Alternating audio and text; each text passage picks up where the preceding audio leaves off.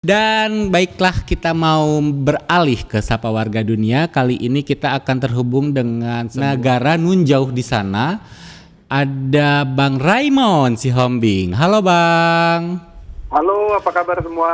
Halo Bang Raymond, Selamat bagaimana? malam Ya di Selamat sini malam. jam 22.49 Bang. Kalau di Rusia saya tahu beda 4 jam ya. Lebih lambat ya. Betul. Ya, karena saya Dan sudah tahu informasinya. 18.49. Ah. Bang, tolonglah informasikanlah ke kita yang ada di Indonesia ini Bang. Bagaimana perkembangan kasus harian COVID-19 di Rusia sana? Apakah benar Rusia sudah memasuki gelombang 3 COVID-19? Sebenarnya saya kurang tahu ya ini gelombang ketiga atau gelombang keberapa. Karena sebenarnya kasus COVID-19 di Rusia ini cukup unik gitu. Dan tidak banyak orang yang tahu di dunia, apalagi di Indonesia begitu ya, karena sumbernya pun terbatas. Tapi sejak pertama kali COVID ada gitu muncul dari Wuhan, Rusia sendiri ini salah satu negara yang baru setelah Februari atau Maret 2020 baru mulai aware soal aware dan mulai sigap dalam artian mempersiapkan infrastruktur untuk penanganan COVID. Seperti kita ketahui sebenarnya nggak banyak yang tahu di dunia bahwa vaksin Sputnik V itu vaksin yang pertama untuk COVID di dunia yang keluar, meskipun agak dicibir oleh negara-negara Barat hanya karena memang persaingan ya. Dan kita juga akhirnya kan Indonesia baru akhirnya menerima untuk emergency use vaksin COVID yang buatan Rusia ya, Sputnik V dari Institut Gamaleya itu baru setelah awal 2021 kalau nggak salah, awal atau Juni begitu 2021. Agak terlambat memang, dan memang itu juga karena kekurangan dari negara ini adalah mereka nggak jago jualan gitu seperti negara-negara lain seperti China dengan Sinovac-nya, lalu AstraZeneca, Eropa Barat, lalu Amerika punya ada beberapa begitu ya.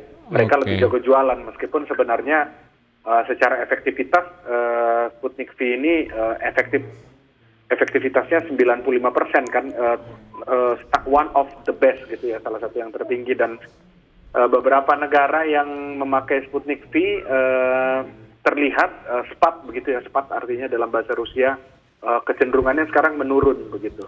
Sementara seperti di Eropa Barat sekarang justru gelombang ketiga.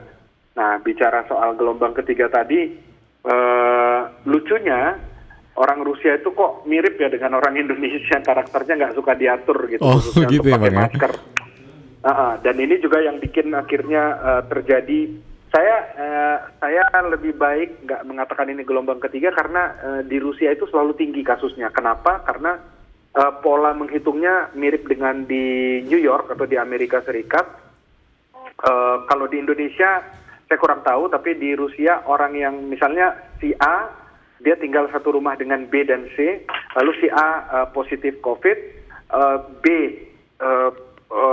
masih PCR, lalu C sebenarnya dia tidak positif karena dia sudah PCR, dia negatif, tapi 3 orang ini A, B, C dimasukkan ke dalam kasus.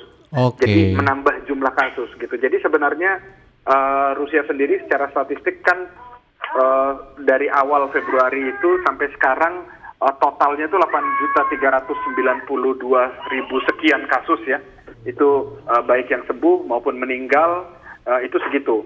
Yang sembuh itu 7.200.000. Jadi artinya angka kesembuhannya itu 98% tadinya, sekarang turun jadi 86%. Ini sejak awal bulan atau akhir bulan September dan awal bulan Oktober ini naik karena memang Rusia sudah buka penerbangan ke banyak negara. Awalnya mereka buka ke 12 negara, kemudian sekarang diperluas lagi sekitar 17 negara begitu. Nah, orang-orang yang berbondong-bondong, orang Rusia maksudnya ya, berbondong-bondong dari luar negeri datang balik ke Rusia itulah yang bawa begitu. Oh gitu. Baik, Bang, dengar tadi kan kita sempat bahas soal si Sputnik V ini. Ada dengar desas-desus nih Bang, kalau di Sputnik V ini di negara lain diterima, tapi untuk masyarakatnya sendiri, masyarakat Rusia sendiri lebih memilih vaksin buatan Barat. Itu benar nggak sih Bang? Enggak. Sebenarnya yang lucunya begini, jadi di Rusia kan ada 3 jenis vaksin. Jadi Sputnik V itu yang Institut Gamaleya di Moskow, yang institut ini terkenal biasanya. Dulu ada banyak mahasiswa Indonesia yang kuliah di sini untuk ambil kedokteran. Itu yang pertama ya, Sputnik V. Lalu kemudian ada vaksin yang kedua sebenarnya, yaitu Epivac Corona. Epivac Corona itu yang justru sampai sekarang lebih banyak dipakai di Rusia. Nah, Sputnik V itu biasanya ditujukan untuk diekspor begitu ya. Meskipun awalnya karena dia yang pertama keluar, jadi Sputnik V dipakai juga ke orang Rusia, tapi sekarang stoknya lebih banyak di luar negeri. Oke. Begitu. Nah, lalu yang ketiga itu ada Sputnik Light juga ya, Sputnik Light, sama ada satu lagi Coronavir. Dia juga mengeluarkan obat gitu, obat anti COVID. Oke, jadi ada 4 total ya Bang ya, vaksin di sana ya? Iya, sebenarnya 3 karena Sputnik V versi 1 kali suntiknya itu Sputnik Light. Kalau Sputnik V 2 kali booster, Sputnik Light itu 1 kali. Gitu. Jadi dia satu perusahaan yang buat, satu institut begitu. Lalu Coronavir itu Moskow juga atau Saint Petersburg saya lupa. Lalu Epivac Corona itu dari Siberia, Institut Siberia. Begitu. Bang, tadi kan Abang sempat cerita bahwa karakternya masyarakat Rusia sama kayak masyarakat Indonesia yang sedikit susah diatur mengenai masker. Nah, kalau untuk prokesnya sendiri yang diberlakukan pemerintah di sana dan juga sosialisasi tentang vaksinasinya berjalan lancarkah? Si prokesnya juga? Jadi, saya bisa bilang ada 2 kategori masyarakat di Rusia. Mirip kayak di Indonesia. Ada yang percaya dengan teori konspirasi bahwa vaksin itu buatan dibuat-buat begitu ya, tapi isinya mungkin chip atau apa begitu. Di Rusia ada golongan yang percaya itu. Makanya khususnya di kota besar ya, Moskow, Saint Petersburg, karena di sini hoaxnya paling banyak di kota besar, 2 kota besar ini. Nah, ada juga golongan yang memang dia nggak peduli gitu, karena ini golongan orang-orang dengan mentalitas Soviet gitu. Jadi yang mentalitas dulu yang percaya bahwa Rusia itu nggak macam-macam kalau sama warga negaranya sendiri, begitu. Nah, jadi akhirnya karena ada desas-desus seperti itu yang disebarkan oleh orang Rusia juga yang nggak percaya, prokesnya ya sebenarnya kalau jujur sebenarnya kacau juga.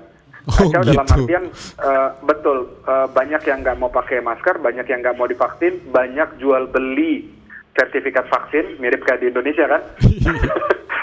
Lalu hanya bedanya apa dengan Indonesia? Di Indonesia kesadaran akan kesehatan lebih rendah. Di Rusia meskipun mereka nggak mau divaksin atau mereka nggak percaya dengan vaksin, mereka tetap punya kesadaran kesehatannya lebih tinggi. Lalu prokes itu sebelum ada COVID pun mereka sudah prokes. Artinya mereka sadar bahwa mereka harus jaga kesehatan terlepas dari ada COVID atau tidak begitu. Jadi sekarang yang ditingkatkan di tiap kota ya di seluruh Rusia, khususnya di Moskow, itu sarana olahraga. Jadi mereka kalau di di tempat terbuka yang nggak tertutup begitu, mereka boleh nggak pakai masker karena memang udara begitu. Tapi kalau di tempat tertutup sekarang sudah ada denda 4.000 sampai 5.000 rubel, itu sekitar 1 juta ya, kalau nggak pakai masker dengan benar. Dulu mereka pakai masker tapi di bawah hidung begitu maskernya. Sekarang di bawah hidung bisa kena denda. Kena denda 1 juta ya? 1 juta. Tambah lagi kalau dia nyebabin infeksi pada orang lain, ini kan kita lagi lockdown ini mulai tanggal 28 kemarin sampai tanggal 7, 11 hari. Istilahnya Rusia lockdown udah pakai bahasa Inggris gitu, padahal sebenarnya nggak lockdown sih. Karena masih tetap boleh keluar, boleh belanja, belanja sembako ya, tapi hanya sembako dan kebutuhan pokok harian begitu ya. Tapi kalau kita nyebabin infeksi sama orang lain itu bisa sampai 7 tahun penjara ancamannya. Wow, gitu. Sangat tegas ya, berarti di sana ya. Tua, yang lucu, orang-orang tua, lansia di atas 60 tahun atau orang-orang yang punya penyakit kronis gitu atau bawahan, kartu sosialnya dibekukan sama pemerintah. Jadi mereka nggak bisa pakai kartu sosial untuk transport umum, nggak bisa kemana-mana. gitu. Oke. Kecuali kalau mereka mau bayar sendiri. Itu bentuk Gitu. apresiasi pemerintah terhadap melindungi warganya ya. Betul, betul. Baik. Bang Ray, Kalau orang tua misalnya tinggal sendiri, itu bahkan ada grup namanya Dijurni yang menyediakan semua kebutuhan masyarakat dan khususnya orang lansia gitu ya, secara gratis gitu, mulai dari makanan, obat gitu. wah luar biasa. Bang Ray, kita tinggalkan sedikit mengenai COVID. Bang Ray sendiri udah berapa lama tinggal di Rusia dan kangen dengan Indonesia nggak? Baik makanan dengan ataupun lagunya.